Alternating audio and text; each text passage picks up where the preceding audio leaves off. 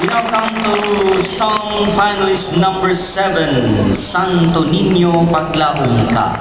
Santo Niño Paglaom Ka is composed by Emmanuel Abellana of the National Statistics Office here in Cebu. The lyrics are written by Lisette Abellana, the proprietor of Iglaba Laundry Shop. Eman Santo Niño Kaluwasan Ko, another song, was the grand prize winner in the 3rd Juninho Songwriting Competition in 2009. Whereas Lisette's musical background includes her being a choir member. But dear friends, Santo Niño Paglaom Ko is a song that expresses our faith and trust in the Holy Child, who is our refuge and hope for peace and unity among ourselves. Ariel Famador, speak by Eman and Lisette Abellana, to interpret the song. Ariel, where's the creation of Rachel Knuckle? Ladies and gentlemen, finalist number 7, Santo Niño Paglaom Ka.